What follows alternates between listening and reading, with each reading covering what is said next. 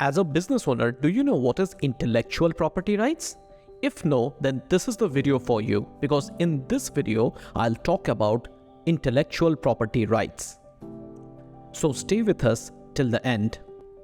This is Abhishek Sengupta and welcome back. You are listening to Abhishek Sengupta audio blogs. Now, intellectual property right is a very important concept for all entrepreneurs and startup founders. Now, this is one thing that every startup founder and entrepreneur should have a clear concept about. Intellectual property right is a very common word in business. At times, this makes a startup founder or an entrepreneur extremely nervous. However, there is nothing to get nervous. Only the right knowledge and the guidance can really lead the way. In most simple terms, IP right is defined as a category of property that includes intangible creation of human intellect. It is a product of human intellect which includes creativity, concepts, inventions, trademarks, writings, names, symbols, etc. This allows the owners to get benefit from his or her product or creation. This not only protects the creation of the creator, but it also prohibits usage by others without the permission or the consent of the creator or the owner. Hence, this becomes a very important concept in business, because unless and until the name of your business, the concept of your business or creation of yours is protected, it doesn't give a secure environment for business. Take a hypothetical situation. If it doesn't happen, then after making a business or creating a business, the next door neighbor can come to you and say, this is my business, this is not your business. See, I have got registered, this belongs to my name. So these all circumstances can easily be prevented with this intellectual property right registration. So this makes the concept very crucial, critical and important for business. It is important to know that this is not a new concept. Many people mistakenly take it as a new concept, but this is not new. So in order to understand this, let us understand the historical perspective of this.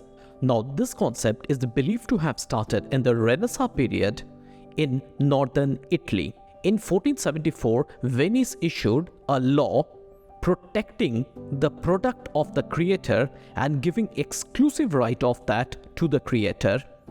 Now, this is referred at times as Venice Senate. It is also called Venice Patent Statute of March 19, 1474. It was officially established in the Republic of Venice. This was the first statutory patent system in Europe. It may even be considered as the earliest codified patent system in the world.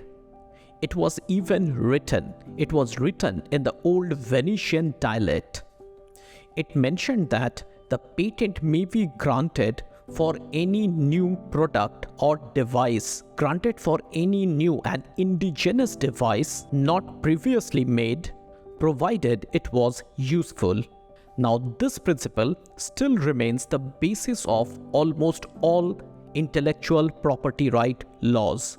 Now, interesting thing over here is that between 1474 and 1788, Venice Statute almost granted 2,000 patents. It was even said that during those times, the patents were given as per Venice Statute without any cost or fees involved. Now, historians and legal experts say that Venice Statute provided the foundation of modern-day IP rights laws. Now, following this, many countries have passed a similar kind of laws giving a protection to the creator and its usage. England passed the Statute of Monopoly in 1624 to protect inventors' rights in works. Article 1, Section 8 of US Constitution empowers Congress to promote the progress of science, useful arts by securing for limited times to authors and inventors the exclusive rights to their respective writings and discoveries. patent became a law in 1790. The Revolutionary National Assembly of France followed with patent laws year 1791. During the same time, many other countries too passed the similar kind of laws. Now, as we are considering the historical prospects, there are two conferences which are of utmost importance. Number one is the Paris Convention 1883 and the Berne Convention 1886. The Paris Convention 1883. Now, Paris Convention 1883 further defined the IP rights in a great way. Now, in this convention, it was observed and patents were applied to industrial design to the widest scale. It included patents, trademarks, industrial designs, utility models, service marks, trade names, geographical indicators, and repression of unfair competition. Now, this international convention was the first major step taken to help creators to ensure their works are protected in other countries. The next is the Berne Convention 1886. It was adopted in 1886 and deals with protection of works and the rights of creators and authors.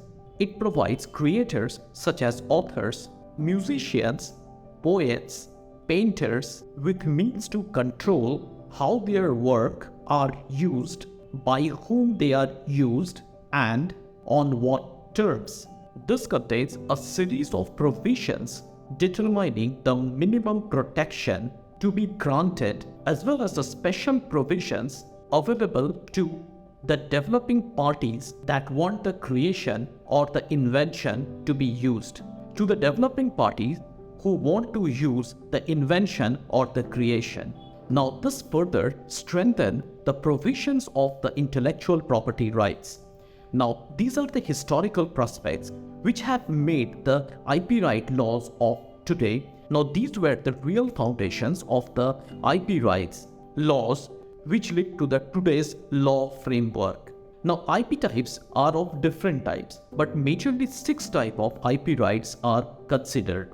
Number 1 is copyright. Now, copyright protects the literary and artistic works. Number 2 is patents. Now, patent protects the inventions. Number 3 is trademark. Now, trademark protects product, services, names, logo, symbols, taglines, and brand names. Number 4 is industrial designs. Now, this protects the design and the ornamental aspect of the article. Number 5, the geographical indicators. Now, this identifies the product based on their geographical area. The number 6 is trade secrets. Now, this is the intellectual property rights on the confidential informations. Now, IP right protects and gives provisions to the creator or inventors to benefit from their work.